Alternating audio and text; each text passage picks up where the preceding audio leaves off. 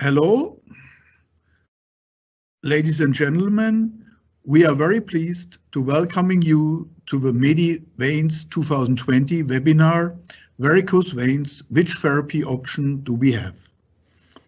We are proud and honored that we have 4 international key opinion leaders which will give you their presentations.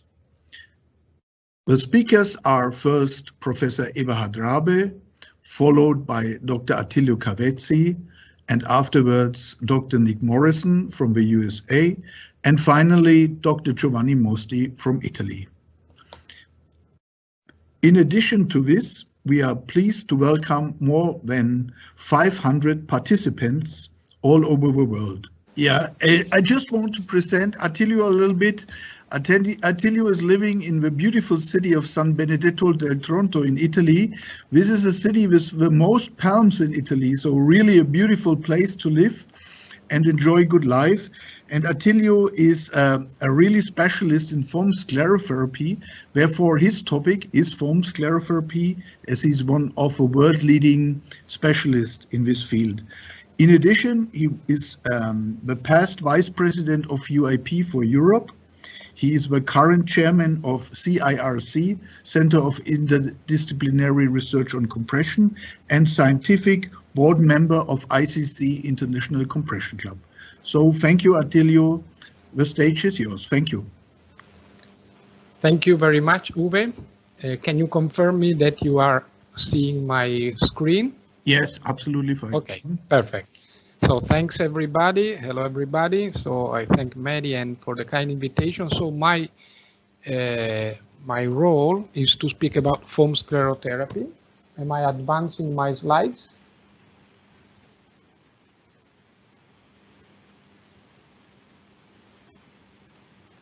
I can still see the first slide at the moment. I'm trying to advance the slides.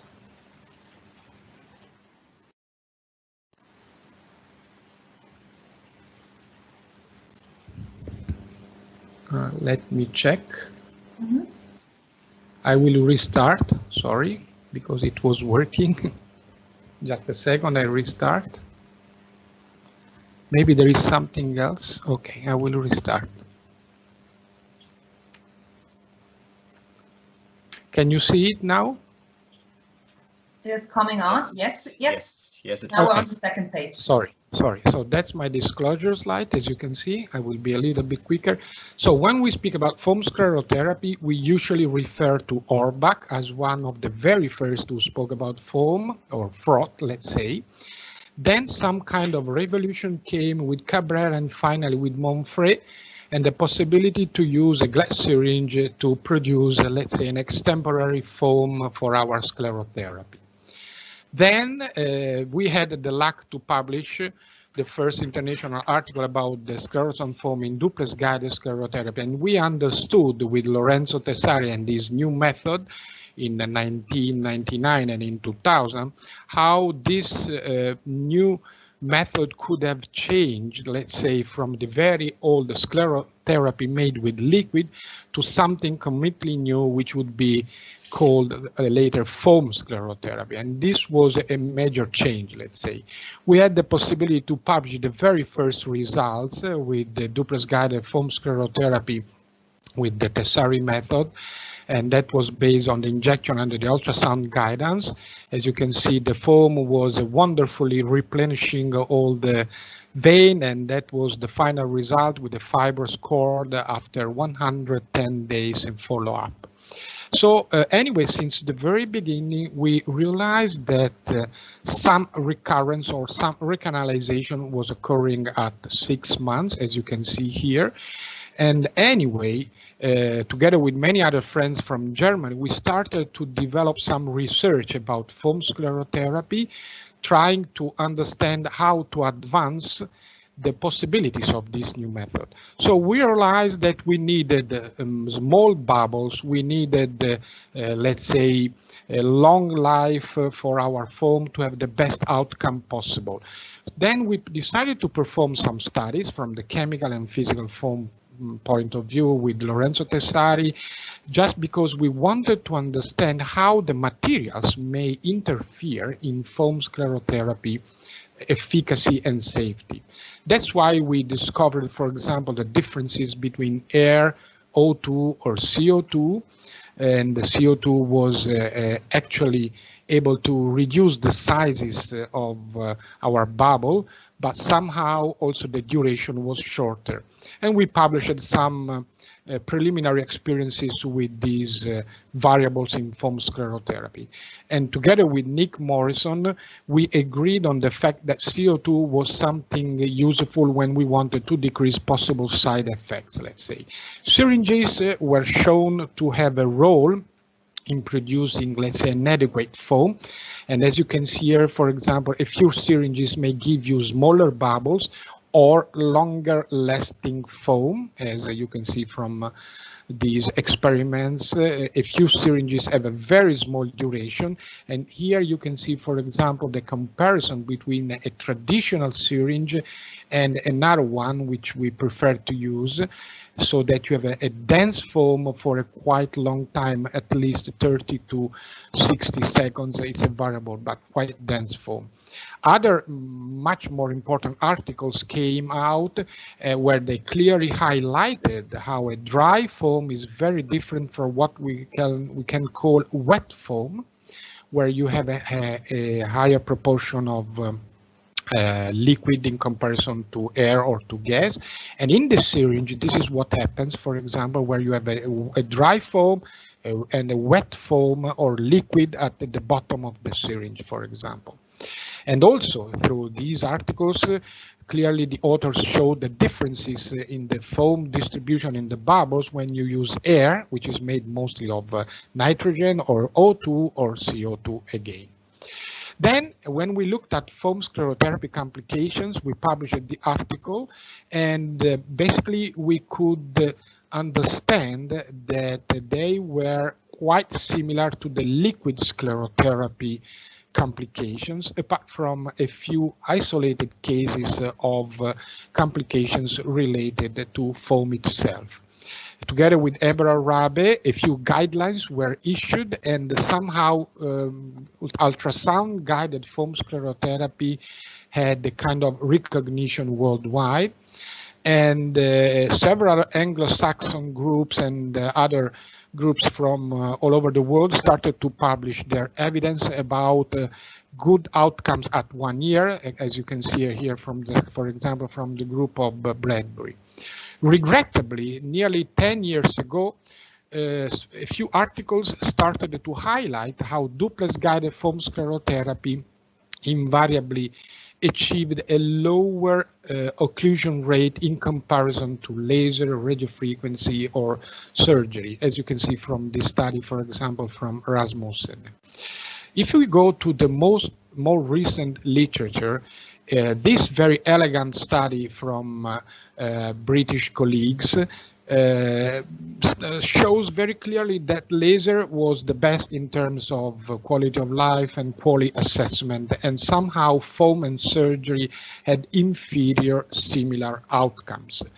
These are two studies, also a very recent publication, where whatever you want to argue about the possible flaws in the foam sclerotherapy methodology, somehow you have to recognize that foam sclerotherapy in these studies had the highest clinical and ultrasound-based recurrence, and so the highest need for retreatment. So this means somehow that foam sclerotherapy, I cannot advance again the slides. Can you see other slides moving? No, we are still on the 5-year follow-up of randomized clinical trial. It's stuck again, sorry. I don't know why. I tried to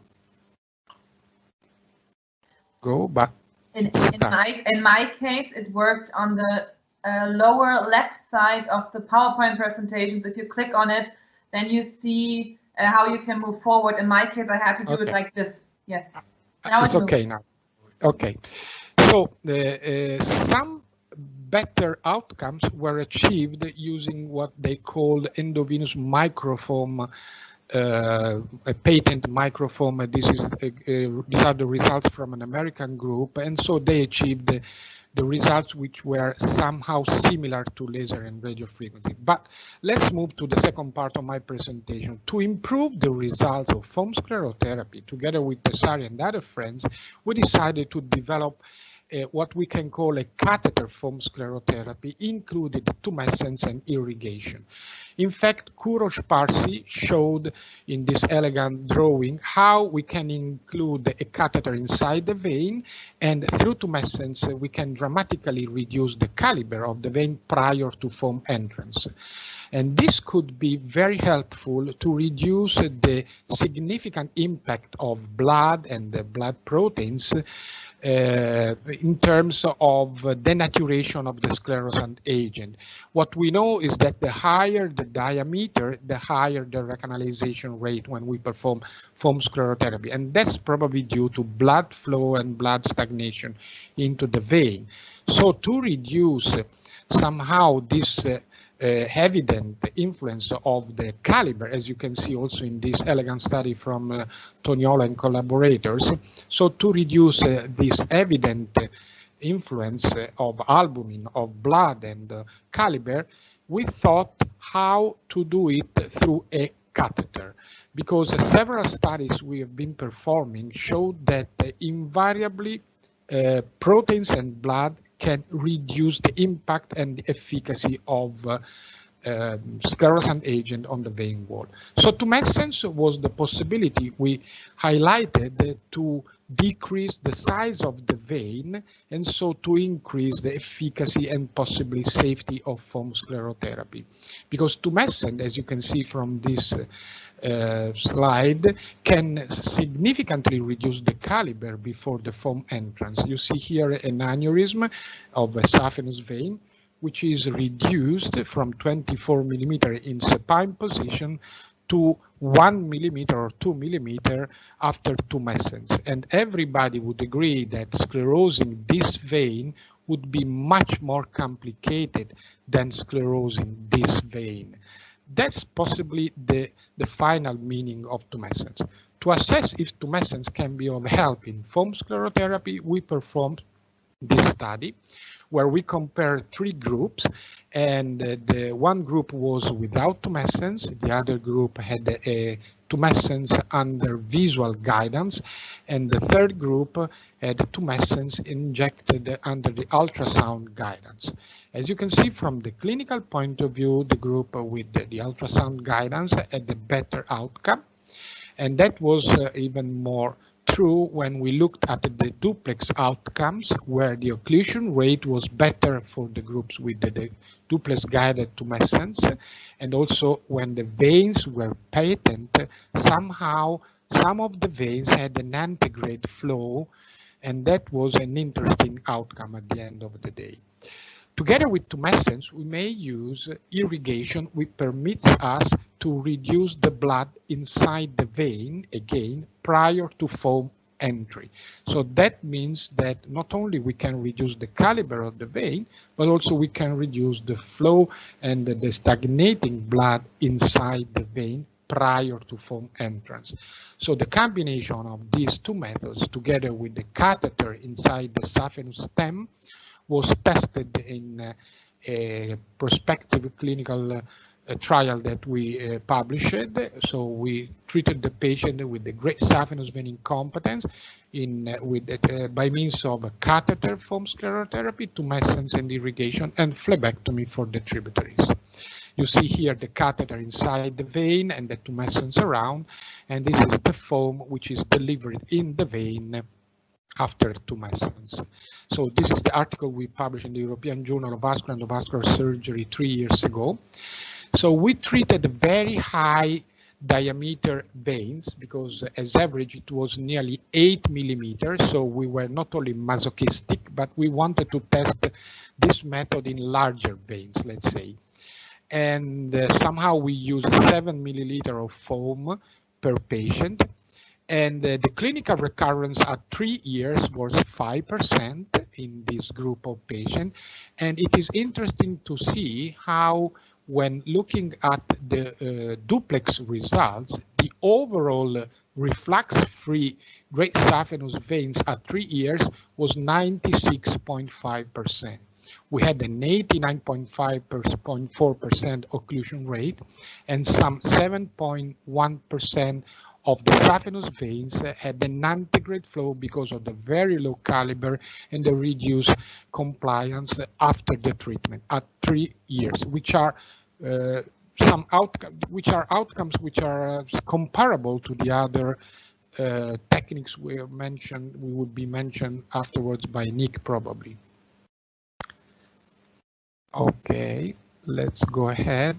Okay, so let's say that for the very first time we started to see how the veins can disappear, and that's probably due to the fact that in this case the blood which is contained in the vein prior to the foam entrance is very low, so we mostly achieve fibrosis of the vein and not just thrombosis, what is typical, let's say, of a traditional duplex guided foam sclerotherapy without tumescence and irrigation. Many other authors published similar outcomes in different journals. You see this study from Egypt, and they achieved very similar outcomes in terms of reflux-free great saphenous veins at 3 years. This is a group from Egypt. You see here from Italy, Dr. Orsini compared a group with duplex guided foam sclerotherapy and catheter foam sclerotherapy. And at 52 months, the catheter foam sclerotherapy had a 73.9% occlusion rate in comparison to the 56.2 occlusion rate with the conventional duplex guided foam sclerotherapy. The group of Thomas Urbanek also published an interesting paper where also it demonstrated quite good occlusion rate at 18 months, for example, nearly 90% with tumescence and catheter foam sclerotherapy. This was a randomized controlled trial which compared ultrasound-guided foam sclerotherapy from Brazil, Dr. Dos Santos, ultrasound-guided foam sclerotherapy with catheter foam sclerotherapy. And in this case, as you can see, somehow the retreatment rate was higher in the group of the ultrasound-guided foam sclerotherapy in comparison to the catheter foam sclerotherapy. This has been recently published. This is an elegant systematic review and meta-analysis where these authors examined 62 studies. And basically the final outcome of this systematic review and meta-analysis is that you may achieve a higher rate of complete ablation when you use catheter foam sclerotherapy in comparison to ultrasound-guided foam sclerotherapy. And you also get fewer complications using catheter in contrast to the use of traditional ultrasound-guided foam sclerotherapy. Paul Thibault and Kurosh Parsi published this elegant comment where they clearly highlighted how perivenous tumescent may help to achieve a better outcome when treating veins, especially of larger size. If we look at complications of this method, as you can see, they are absolutely in the range of all the other techniques, also because, again, you are using lower amount of foam, and also because of the possibility to target, let's say, centimeter by centimeter, the delivery of the foam thanks to the catheter. And last but not least, it is a very cheap method, which may be of interest, especially when you want to spare some money treating a benign disease, which is a strong tendency to recurrence, as Eberhard showed. So to make it short, we should probably move from a very elegant technique, which is foam sclerotherapy, to a much newer and possibly more elegant technique, which is catheter foam sclerotherapy. So in conclusion, ultrasound-guided foam sclerotherapy is effective, versatile, inexpensive, and safe. Somehow it may show a higher recanalization rate in comparison to the other endovenous thermal ablation techniques, especially in larger veins. When introducing the catheter and when introducing tumescence and let's say also irrigation of the vein prior to foam entry, then you may get better outcomes, and especially in larger veins and in the longer term, the primary results from our groups and from the following articles which were published seems to be clearly in favor of this technique when we decide to use foam sclerotherapy. Somehow, with this technique, through catheter, through tumescence, and through irrigation, we could probably realize what George Fagan called his dream, the dream of the empty vein technique. And if we empty the vein or reduce the blood to the minimum, we can probably achieve a much better outcome in terms of mid and long-term follow-up. Thanks again, and sorry for the technical problems. Thank you very, very much, Dr. Cavezzi. Very, very interesting. We do have 3 questions for you as well, if you want to answer them. Yeah. So our first question is, which syringe do you personally prefer for foam preparation? Yeah. So, well, I don't like to speak about brands of syringes, but let's say that we could use the low silicon or no silicon syringes. Well, everybody knows that the very first trials we performed were done through Terumo syringes, but also Beckton and Dickinson, the ones discarded, the name is, which have the lowest content of silicon, let's say. Okay, thank you very much. The next question is a comment, perhaps. Dr. Andrzej Papał from Poland, so sorry if I pronounced this the wrong way, wants to share his practical experience with the use of physiological gases. Since the time of application, he has observed a much better effect in neurological symptoms. Is that something that you concur with? Well, I mean, as I showed in one slide, Nick Morrison was one of the very first to publish a comparative study where he showed lower scotomas and visual disturbances when using CO2 instead of air. Probably it's a matter of quantity, because if we use not such a high volume, you may argue that air would be okay, but when you need to use higher volume, possibly using CO2 or CO2 plus O2 could be an option. It could give you a safer profile. There is some discussion about that, so we cannot state that you need it, but you can use it in case. We need more studies, of course, to state something like that. Okay, thank you very much. In the meantime, we've had actually 2 more questions coming in. Again, Dr. Vasila from Egypt congratulates you to an excellent talk. And in his case, pigmentation remains a big issue after foam sclerotherapy. It reduces the concentration, the used volume or compression. What are your tips concerning this issue of pigmentation? What pigmentation occurs in traditional foam sclerotherapy, let's say in something like 20% of the cases, it is transient and so on and so on. When using tumescence and irrigation, you remove the reason of pigmentation, which is blood, which creates clots. So on one side, when you are treating the saphenous vein, you get no pigmentation, basically because it's deep and you are using tumescence and irrigation. And I prefer phlebectomy for the majority of my varicose tributaries. But if you need to treat the varicose tributaries with foam, then the ideal is to reduce the blood inside the vein prior to foam entrance, lifting the limb and possibly using tumescence again. At the end of the day, removing the clots is very important to decrease the later pigmentation rate, and that's important, as we all know. Okay, thank you so much. And then one question regarding compression use. After sclerotherapy, should we indicate the use of compression stockings as a prophylactic to prevent a reoccurrence? Here we have 2 big experts, Eberhard and Giovanni. They edited a lot of articles on this issue, and Giovanni will speak about this probably. So my simple suggestion is, yes, when you treat tributaries, you should use compression. even when treating saphenous vein, at least for a short time. This is what we can say to reduce side effects. We cannot absolutely say that we improve the outcomes in terms of occlusion rate, but probably there is some evidence that you reduce side effects when using compression class 1 or class 2 stockings, for example, especially when treating the varicose tributaries.